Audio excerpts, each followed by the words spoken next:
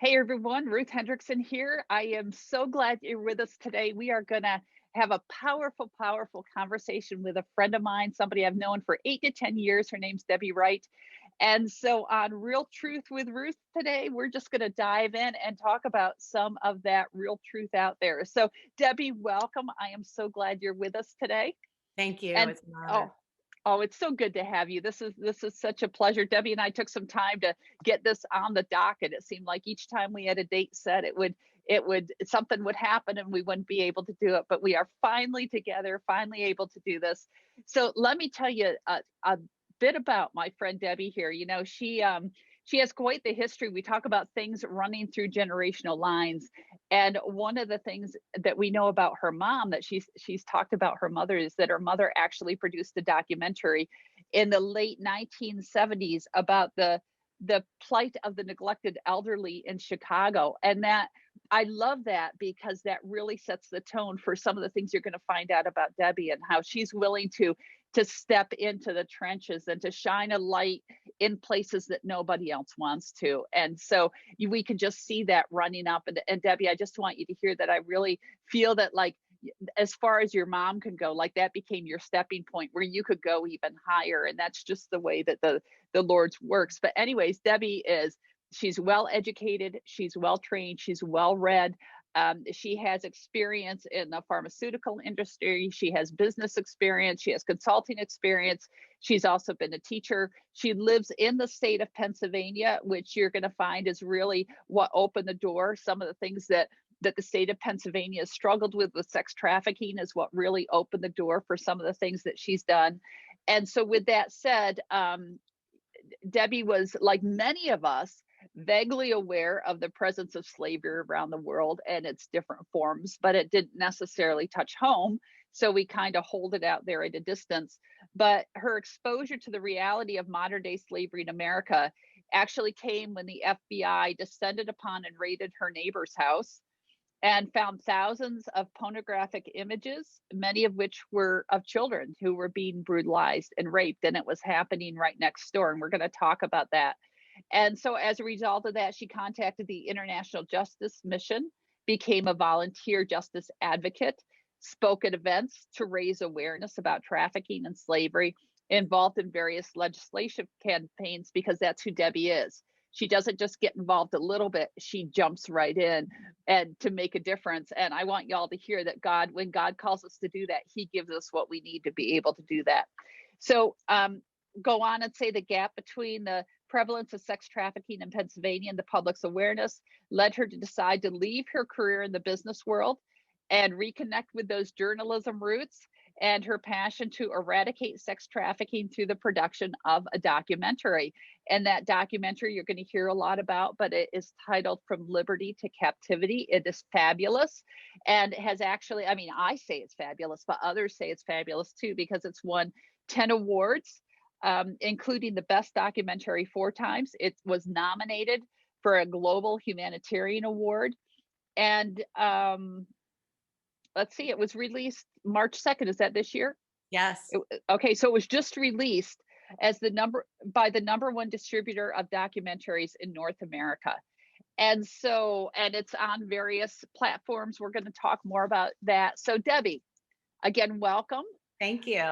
I'd love to have you speak into this bit about, having that night when the FBI, or that day when the FBI raided your neighbor's home. Like, what was going through your mind? And I really, I want everyone to hear, because Debbie's just like you and I. She was aware this existed, but suddenly it hit right next door. So, what were some of your thoughts and your feelings, and as that all unfolded, and you found out what was happening right next door?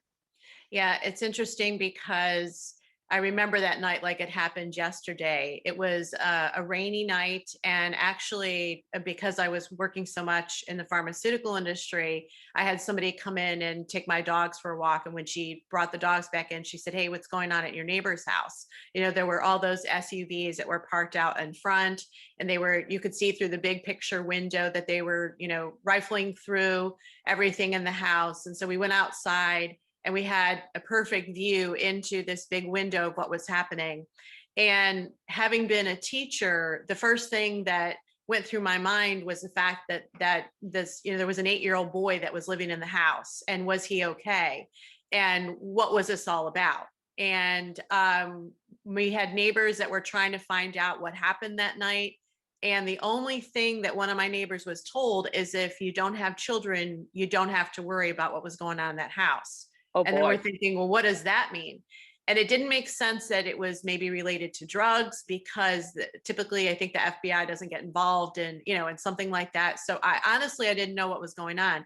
And I actually forgot about it. And several weeks later, just a regular day, my mailbox happens to be across the street from my house. I walked outside my house to get my mail, open up my mailbox, and there was this, I should have brought it with me, an envelope that said the letters FYI on it. And I opened up the envelope, and inside was a newspaper article that described what had happened that night. And basically that my neighbor had been, as you'd mentioned, arrested for possession, distribution of pornography, including child pornography, and even of a baby.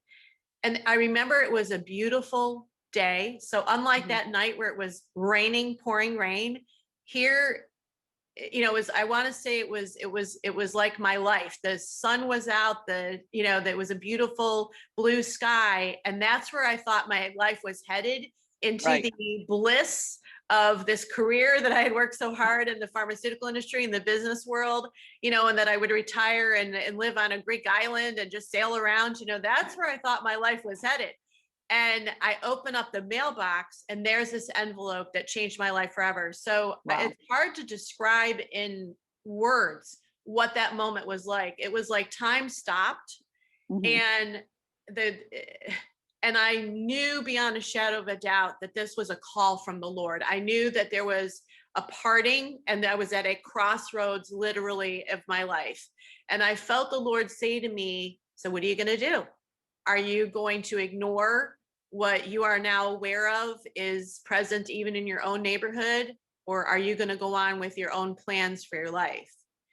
And it was a very tough question. I didn't know what he was calling me to, and he never divulges that to us, right? It's right. It's Right, that right. one foot in front of the other. But it was basically, where do you stand with me? Are you really, years earlier, I had said to God, uh, you are the God of Abraham and Isaac and Jacob and Moses and Noah. And that's the God that I want to know and serve. I don't want this God that I can put in a box and I can control and that type of thing. So I'd rather live on the edge with you, or not at all. Well, that was a challenge that God took me up on. Yeah. And this was that moment where God was saying to me, all right, I'm going to bring you to the edge. You're going to get to know me in a way that, you've never known me before. And are you ready to sign on the dotted line? And it was that kind of a moment. And that's what started me on the journey. So it's interesting, because God has a way of just crashing into our lives and into our world and interrupting our day. And we can easily dismiss it and move on. And we have to be very attuned to God doing that and intersecting with how we're headed and why he's intersecting, and pay attention to that, because it can be life changing in a really dramatic and powerful way. In that moment, did you have any indication that you would end up leaving your career? No. Oh no. Oh no. And it's a good thing that God never showed me where all of this would lead, because I'll be honest with you, even though I said I wanted to live on the edge with him, I would have said no. I didn't know how much the edge, I didn't understand the edge, to be honest with you. Okay. Now looking back, it was amazing, but it was a tough journey. So I had no idea. I just felt like God was saying, I want you to care about this issue and I want you to get involved. Mhm. And so that's what I did, but I didn't know that it was going to change my entire life and change the direction. And basically God was going to say, here are all the plans that you had, and I'm just going to drop them over here in the garbage can, and we're going to go on with the other things that are, more important. And I'm not saying that everybody has to leave their job to do what God has called them. I'm not saying that everything God's going to do in your life is going to completely uproot you and flip your world upside down. But if you really want to live on the edge with God, there will be an element to that, whether Mhm. it's leaving your job or not. There will be an element of God really taking you to places. If you really want to get to know the Lord, and if you really want to have an impact in this world, like many of us want to, then it really is a, a letting go of the things that are precious to you, regardless of what that means in terms of where you live or your job. It's, God works in each one of us differently. So I had no idea. And it was a step-by-step process until I made that decision. So as you made that decision, we'd like to think, as followers of Jesus, we'd like to think, okay, God's opened up this door and I'm going to walk through it. And scripture says he will provide, and he does provide. But in the moment, there are times when it feels like he's a little bit late, or things aren't going according to plan. How did you navigate those? Like, what did you, as you stepped into this whole world of modern day slavery, of sex trafficking, is because you began to interview people who had walked this route. You began to interview people who had been trafficked, and who had, the pain and everything that goes with this, and on this side. And as you began to walk into this world, and your eyes became increasingly opened, and you gave up your job and everything, like, what were some of those tough points? Share a couple of them with people, if you don't mind. And then also, like, how God showed up, or how he got you through, or how he um, encouraged you or strengthened you as you made the journey. Yeah. I would say one of the big learning points for me, and one of the, I want to say, almost like mistakes that I made starting out in this journey, is that I looked at it as a job, as just a job. What I didn't understand about stepping into the world of human trafficking, sex trafficking in particular, was that I was going to war. That we have a real enemy who wants to steal, kill, and destroy. And that I was being put into the middle of an intense battle for the destinies and the lives of, of people. And it is as much and maybe more so of a spiritual battle as it is a human war. Sex trafficking intersects with a multitude of evils in this world, of poverty and of perversion, and I could go down, of abuse and all kinds of things that it intersects with. So I really did not look at that part of it seriously. Having been a project manager in the business world for so long, I approached it like that. I had project plans of how I was going to, produce the documentary in particular. And that's really how I approached it. Of course, I prayed, Mm-hmm. but I didn't go to war. I did not put on the armor. I did not understand the need for intercession. I didn't understand the authority that was given to me, that I needed to walk in order to walk out this assignment.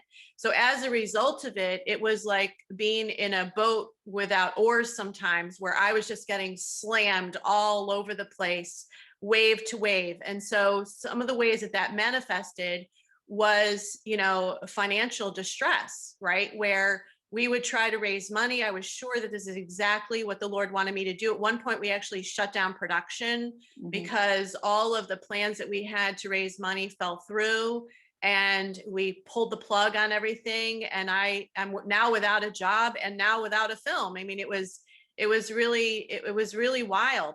And the 3 days after that, I just kept praying, and God would allow those situations to drive me to my knees. He put me in a place of such, I don't want to say desperation, but in many ways it was, where I could not understand why we kept hitting so many walls and the things that were happening. But it forced me to continue to be in prayer, to go to a different level of prayer, to onboard a prayer team, an intercession team, and to change radically the way that I was approaching this. And if that had not happened, I don't know, I don't know if we would have been successful in this mission, so to speak. Maybe the mission would have been aborted, because it was over my head. It was a mission way over my head spiritually, let alone the physical aspect of it. And so God knew the things in my life that would cause me to seek him more. We all have our different vulnerabilities. And for me, it's always been financial.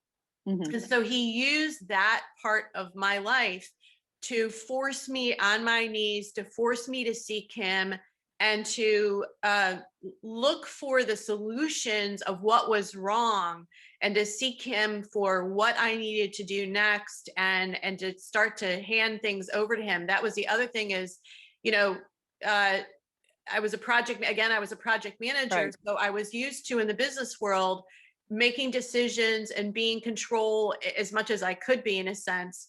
And in this situation, I had all of those skills, but in a sense, God almost didn't want me to employ them the way that Mhm. I had before. So there was this tension always between who God designed me to be and laying that down.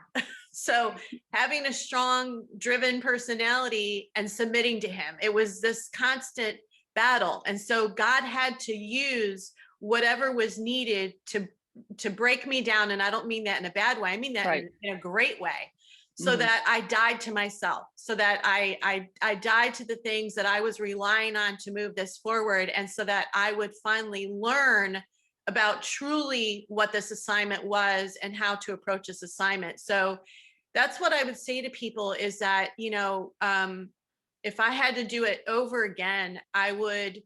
I did spend some time in prayer before, but I think I would have really been more listening to the Lord as opposed to speaking to the Lord, and asking him, given this assignment, what do you see as the gaps, and what can I do to shore up myself, and just spend more time preparing spiritually for this, as opposed to what I did was to prepare sort of physically for it. So by the way, all of this, none of it has nothing to do specifically with the documentary Sex Right. Trafficking, right? It has Right. everything to do with spiritually where I was, because Mhm. if God didn't get me into alignment, and if I didn't get to the place, then the film would not have turned out to be what it was, and I wouldn't have been ready for the next assignment, um, going forward. And so I just could not impress upon people more that when God is calling you to something, the first Mhm. place to start is prayer and listening to him and seeking him about where you need to grow, and to really follow that. And that, in a sense, is more important than the actual physical steps that you take to complete an assignment. I want to bounce off that because you made a comment which really caught me because you said I was in prayer and didn't realize I should be at war. And a while ago, the Lord actually gave me a prophetic word saying, "My people are in the soaking room, or like this place of more contemplative prayer, sweet spot with God." For those of you that don't know what soaking means, but just that sweet spot with God, as when they're supposed to be in the war room. And so we can be people of prayer, but be in the wrong place for Yes. that season. And so I often wonder as the Lord downloaded that word, just like what you're saying, Debbie, there's been times when I've just been in prayer, but I'm supposed to be in war. Because when we're in the war room with the Lord, he is downloading strategies and Yes. he's shifting things, and it's a whole different stance. It's not necessarily this sweet relaxed place. It's a place where you're pushing up against the walls and up against the what ifs, and you're really receiving. We have to have those strategies from the kingdom of heaven, and the only way that you could move forward with the documentary with From Liberty to Captivity is to actually have the strategies downloaded from the kingdom of heaven. And you're so right, because it was everything that you shared was about your personal walk with the Lord. And it's our personal walk with the Lord in that time and understanding him that allows us then to go out and do. So you had to learn to come into both the prayer room and the war room with the Holy Spirit, so that you could go out and do and produce what he called you to do. And he knew, as hard as it is, and this is for all of us, as hard as it is, that the finances and all the people needed and all the different working components of this, had they come into play too soon before Yes. you were ready emotionally or spiritually, it also could have aborted what he had called you to do. Exactly. That's exactly So right. a lot of growth happened within that time frame also. Right. And I think also, and I would assume some people are like me, we can have our eye on the prize, so to speak, our eye on the end game. And that's not what the Lord is about. So, Right. the film took 5 years to produce. And sometimes I'll say to people, it was because the money, it took 5 years. But the truth of the matter is, and looking back, it could be because it was of me and where I was. And it took 5 years to really get me to the place where I needed to be. And then the money was coming. And I just always had my eye on the prize, but the Lord had his eye on me. The Lord had his eye on where I was, because he knew that he had a plan beyond this film. He knew that in order for this film to be as powerful as he wants it to be, that I had to be in the right place as a leader of this and leading the team. And I had to lead the team in a certain way. And so there was a tremendous amount of growth. So even I remember Misha, going to Misha, which you had recommended. The reason why I went to Misha was because I was frustrated. I think it probably was a financial situation again. And I just wanted the solution. That's where I was always coming from. Like, okay, this is what's happening. I want to short circuit, and I will do whatever it takes to get this turned around and get the solution. That's that project manager coming out. Right. It's like, I could do this. I could do this. So that was the carrot that the Lord would sometimes hold in front of me, is I would think that if I would do this, the solution would come, and had no idea how important the process was. So I was willing to go to Misha to deal with the issues of the film. And what I ended up dealing with were the issues of Debbie. And it was a bait and switch that was an amazing and powerful experience for me, because here's the other thing. Throughout our lives, we have open doors, we have trauma, we have all kinds of things that on the good side, help us in many ways, but on the bad side can become balls and chains as we move into what God has for us. So he wants to perform the root canals and go after things. So those things would have weighed me down in going into where I needed to go to. So I wanted to go to Misha to deal with the situation that was obvious to me. And through that process, a lot of gunk was pulled out of me, and there was a lot of healing that happened, and there was training and how to listen to the Lord and slowing me down and submitting. I really needed that time. So I appreciate, what you did in creating the program, because it really changed my life. And it was a radical transformation for me. And I didn't find the solutions many times to the film. I would go in and have a Misha appointment, and I'd have literally written down, this, and this is happening, and these are the barriers. And then the Lord would shift the whole conversation to me and what was going on with me. And then the breakthrough would happen when I finally was in the place that I needed to be, where the Lord wanted to reveal something, heal something, or move me in a different direction. And that's, that I think gets missed in a lot of these assignments that we have, where we don't realize that it's just as much about us as it is about the, whatever it is that God has for us to do. I love that. And just let's pause just for a second here. I'll tell you guys what Misha is, because I know that not everyone knows that term. Misha actually means to draw out. If you picture Moses like being drawn out of the water, and he was raised in Pharaoh's household, but all of that was so that God could use him. Okay, so drawn out. God will draw us out of our stuff, out of our junk. It's so that we can walk into our destiny. Misha is actually an emotional healing and deliverance ministry, and if you want to find out more about that, you can just visit my website, ruthhendrickson.org. You'll find information on it. You'll find out how to apply for ministry, and the cost involved. You'll also see some testimonies on there, even though you've just heard a bit of Debbie's. So again, it is Misha. It's spelled Mashah. And again, you can find more information on ruthhendrickson.org. So back to Debbie. Okay, because I really want to point out, God is a phenomenal multitasker. And so he put a call on your life, totally changed your direction, changed the trajectory. But in the process, you've got your eye on the film, but he's got his eye on you. And I think that's a really important point, that God is more interested in the process than the outcome. We can be more interested in the outcome than in the process. And so, Debbie, I just really want to commend you. I watched you wrestle through those years, and we would meet occasionally, and it just, it would seem like you would hit a wall, and then you'd hit you'd get through that one, and you'd hit another wall. And one thing that I want to say to everyone is when God gives us a dream, it's very important to understand that when God gives us an assignment, he will get us there. Understand that there is a process, understand that he holds the timing component. And through all of this, Debbie, there were times when you wanted to throw up your hands, but that tug from the Lord on this whole thing was so strong that you kept it in front of you, even in the moments when you did shut down production, and you had to do this. You got where you recognized what he was doing in your life.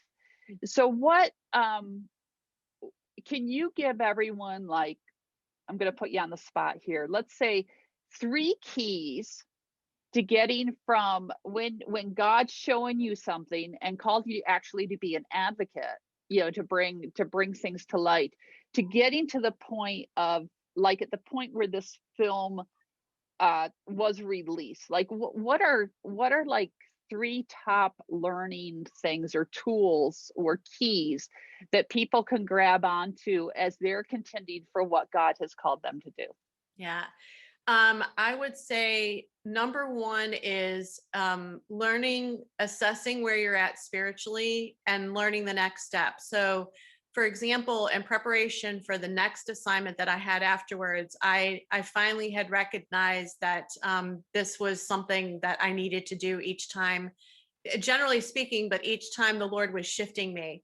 So I actually, compared to what happened before, this time in the new assignment, I actually was sort of asking the Lord, where am I at and where do I need to go? Because I want to fulfill my destiny. It's not just about Mhm. one assignment, it's about all Right. of the assignments, it's Amen. about why I'm here on earth. And he actually had me study the book of Acts Mhm. and understand what happened with the apostles, in and how they became empowered to do what God was calling them to do. And he had me start asking for that, what he revealed to me I needed. He wasn't just going to give it to me. Right. He wanted me to ask for it, to study it, to learn it. So that has been a pattern now that I have with him, where he'll start to show me something that is a gap in me and he'll have me study it. So I have all kinds of books on prayer and all different kinds of things. I've been studying the fear of the Lord lately because that's an area now that the Lord wants me to.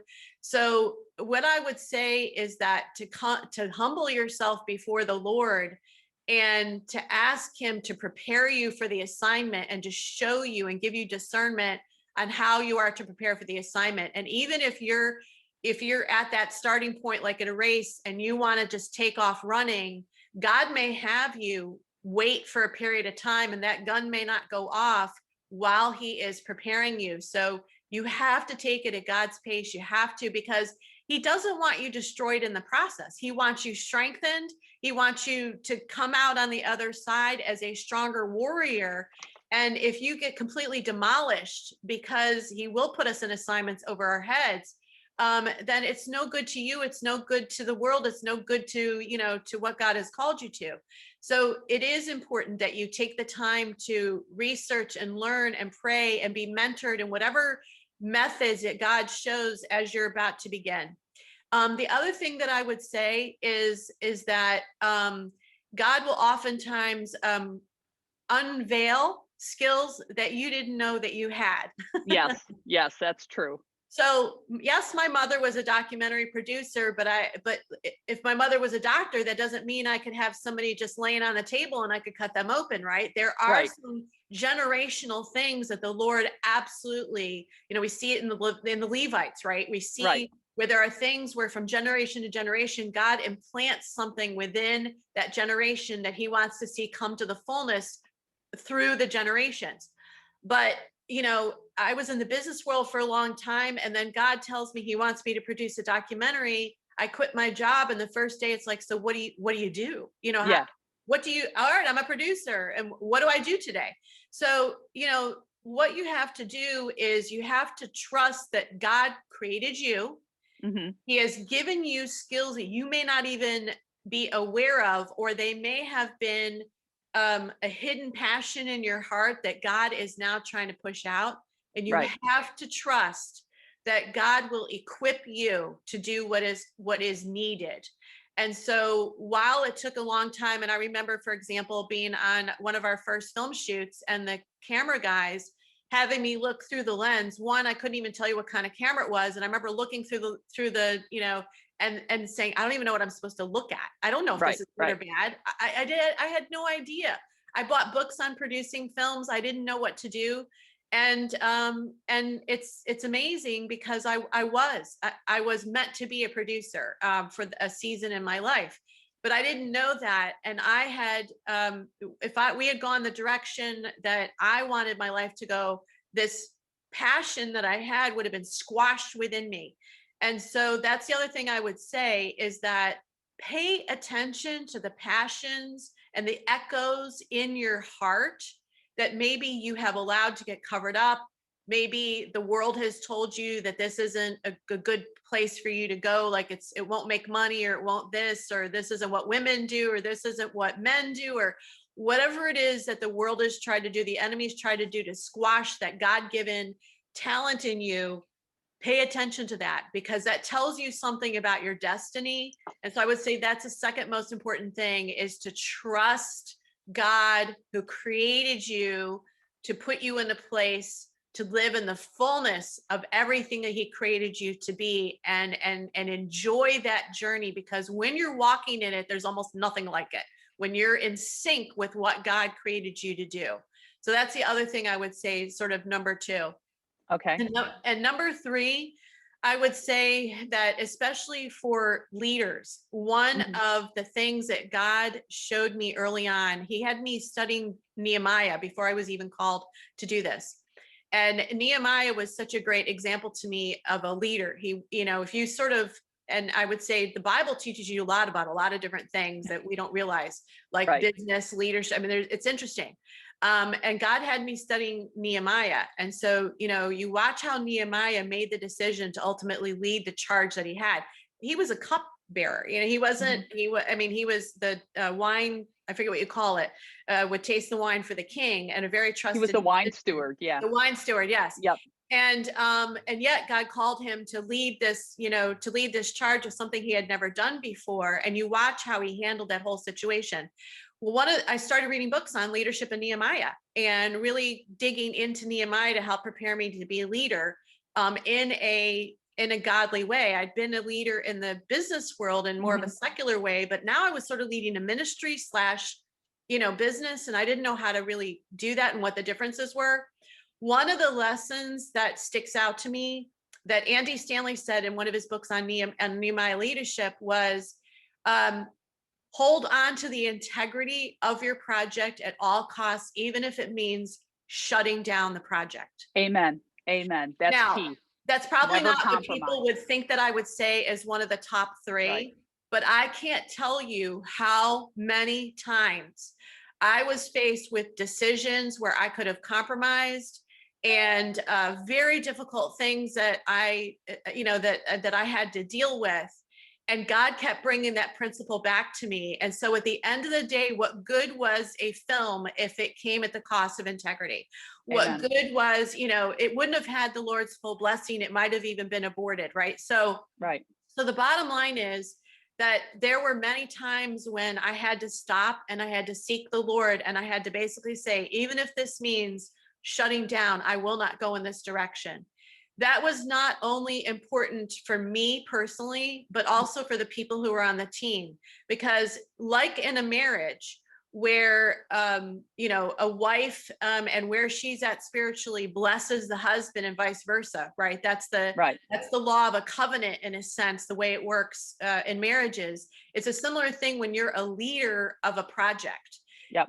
How you handle things can, in a sense, almost bless or curse the people that are on your project. Right. Your mistakes hurt them, or the things that you do well help them and Yep. move them along. And so that's one of the things that I tried to impart, with the team, is that if we have to shut everything down because of compromise, because I won't compromise on something that I know the Lord would not want me to go in a certain direction, then that's what we'll do. So the values that God puts in you and the biblical values are so important to stand by. The rest of everything else, in terms of the specifics of what God's calling you to and what that assignment is and the geography of it and the specific tasks, that all varies, but these foundational things are key no matter what God is calling you to. That's right. And that's why I would say those would be the three most important things, because once you've compromised on something and you've lost integrity, even if people don't know about it, God knows about it, and you've opened up a door that is hard to recover from. And it may stop you from going on to your next assignment. It's like a chink in your armor. It's an opening there where you can be hurt and wounded and taken out of the war, so to speak. So even in assignments I've been in since then, that is absolutely a core thing. Like if on my tombstone, if I had to say something, it would be that she lived with integrity, or, she led with integrity, no matter what the cost would have been. And I feel like we, in this world of such compromise, that we've lost a sense of these key values, which are biblical values. And you see it over and over again with the Israelites, where God was warning them over and over and over again about compromise, about the small things that would ultimately lead to them being completely compromised away from God and enslaved again and being abused. And I think that we don't teach it to our, in the classrooms anymore about these values. And I feel like it's not something that we really think about, but I think we have to be intentional before you set out on a project to actually list the values, communicate those values to the team, and stand by those values. I think that's a very important thing too. I often think of how different the world would be if the church, if the body of Christ really stayed attuned to what God says is integrity, what he says are the values, what he says are the laws, what he says is the way to live. How different the impact that we would have had on the world. Exactly, it would right. absolutely be amazing. So Deb, we've talked about your journey, and we keep mentioning this film. So I think it would probably be good to tell people a bit about the film.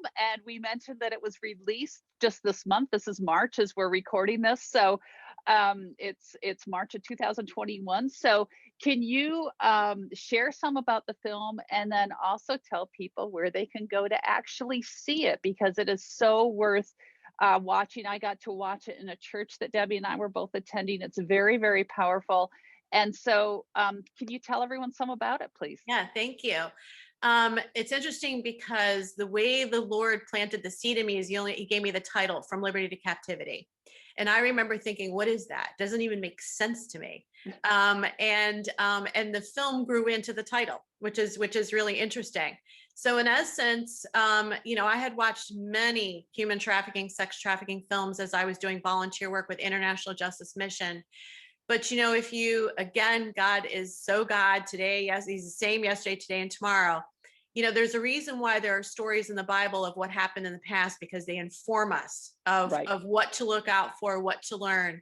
And this was the approach that God wanted to take with this film. So in Pennsylvania, where we filmed this, the state has an incredibly rich history of abolitionism, right? It does. If you were a slave in the South and you were trying to run for freedom in the 1800s, and you crossed over that Mason and Dixon line, there was a good chance that you would get to freedom, because there were people that were going to be fighting for your freedom, even against the laws. And, and it was a remarkable what people did.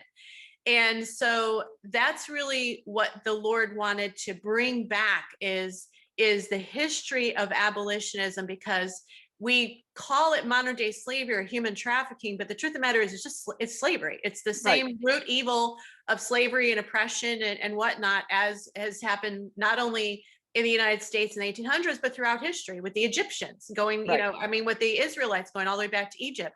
Yeah. So Pharaoh was a trafficker, right? So Yeah. so the bottom line is, with the language change, I think we've disconnected from our past and the lessons of the past, and the Lord wanted to bring that back. So the idea for From Liberty to Captivity is that with the Emancipation Proclamation, and when we made slavery illegal, people thought slavery ended, and it didn't. It changed forms, it morphed, especially with technology, with the internet, it's taken on new forms. There's new ways of victimizing people, obtaining victims and all of that. Right. And so the Lord was saying that, yes, even though there were strides and progress that was made during that time, there was a false sense of the country was truly free and people in the country were free. So From Liberty to Captivity there is this realization that where we thought people were not enslaved in the United States, that's not true. That in fact, that there were things that had happened with the internet and other ways where people were even, enslaved in different ways, and it was actually on the rise. And especially in Pennsylvania, which had been a beacon of freedom for so long, and the Liberty Bell, and you just think about everything that that Pennsylvania has stood for, and all of a sudden it was one of the worst states in the United States for human trafficking because of where it was located on the interstate, right, and near international airports, and and the demonic assignment to strip away. Exactly, and it's destiny. Pennsylvania has a destiny of liberty and freedom. So of course the enemy wants to do the opposite, right? And take away its destiny. So the Lord wanted to bring everybody back to the fight for freedom in the 1800s, and parallel that to the fight today and to slavery today. And it's remarkable what the parallels are. But at the same time, we really do stand on the shoulders of those who came before us, because the people who fought against slavery in the 1800s, they had a lot more going against them than we do. First of all, the United States economy was dependent on slave labor. So the truth of the matter is, there was a fight to keep slavery in place. Sometimes people didn't necessarily agree with it in principle, but they felt that the entire United States economy would collapse if we had done away with, exactly right, if we did away with slavery. So there were some arguments that that were strong arguments for why, and there were even arguments about how African Americans were biologically inferior to to whites, and it was actually better for them to be enslaved. So there was a whole science behind this. So you're fighting against laws in the country, you're fighting against science that is wrong, you're fighting against culture, you're fighting against economic principles, I mean, all kinds of things. And yet look at what people were able to achieve without technology, without the internet, without, they were remarkably creative, and they were incredibly bold. And in many ways, Christians led the charge. So God wants us to look at that and say, look at everything that was against them, and look at all that you have going for you today. And there is no excuse not to fight to end this. There's no reason why this can't be ended. So that's really what the film is about. It's taking a look at slavery then, slavery now, and the abolitionists fighting to end it. And the people that we're profiling are not like movie stars who have dropped in, like, I'm going to spend 2 days out in the middle of whatever situation and tell you what I think about it. These are everyday people, moms and dads, and, other people who, were on their way to go grocery shopping and realized that something weird was going on in a business across the street. And then boom, they helped to uncover an international, multi-state sex trafficking ring. So it's really about the people within their communities, caring about what's happening in their communities, taking action just like the abolitionists did in the 1800s, and making a difference. So while the film portrays the reality of sex trafficking today against the backdrop of slavery in the 1800s, there's also a tremendous amount of hope, because we know that with God, all things are possible, and that there is hope. This is an issue God cares about. And so if there wasn't hope for it, then there would be no reason to do a film. I could have just sailed off into my pharmaceutical career and done whatever. But the bottom line is that there is hope. And I've seen tremendous change, even in the years that I started getting involved with this issue, even with people watching the film and the impact it's had on them. So it really is a film about hope. And while it may be focused on the issue of human Mhm. trafficking, it transcends it to anything in this world that is causing any level of oppression, that is causing that you feel that God is calling you to get involved with. It's giving you hope for that, and it's calling you to be a hero and to carry on the legacy of people in the Bible, the cloud of witnesses, and Mhm. others that we may have learned about throughout history who have stood in the tide, stood in the gap against something that was happening in society, in the world at that time. And because of that, we have benefited, and we are to do the same. So as you watch this film, this is what I want people to hear. You're going to hear the history. You're going to see the goodness of God. You're going to get a reality check with what people walk through when they're oppressed, when they're in slavery, when they're trafficked. You're going to be equipped for what God's calling you to do. There's going to be like this spark, because God does call us to be a force to be reckoned with and to bring heaven to earth, and to bring hope into hopeless situations. So you're going to see this wealth of so many different things that are packed into this film. Have I kind of captured that well, Debbie, Yes, as in far as fact, I will be writing down what you said because it's a tremendous summary of the film. Yes, 100%. Thank you. Okay, so Debbie, how can people get in touch? How can they find out more about the film? Can you give us a website? How can they connect? Yeah. So I'm so excited because for so many years, people would be like, "How can we watch the film?" And I would have to say, "Well, it's not ready yet." But it finally was released in this month, March 2nd, as you had mentioned. And you can go to our website. So we actually have all the links where you can rent or buy the film either online. It's also available on DVD, so that you can purchase it. And then if you're an organization that actually, or an individual who would like to show the film and educate people within your community or whatever, you can contact us through the contact form, and we can work with you to get a license to show it. So our website is from liberty to captivity.com. Again, from liberty to captivity.com. You can go there to, like I said, click and watch the film, rent the film, buy the film. But you can also go around the website and watch behind the scenes videos of our journey, which we created for the release, and learn a little bit more about the film and about some of the amazing people that we have in the film as well. That's awesome. So Debbie, thank you so much. Thank you for sharing your journey today. Thank you for taking the time. I really want to encourage everyone to go to the website, okay, from liberty to captivity.com. Check it out and really look at Debbie has well documented the journey. She's had a wonderful team that she just worked with. They've really well documented the journey. And as you go onto that site, be asking the Lord to show you what to actually highlight things to you that you need to know, because again, you were created to make a difference.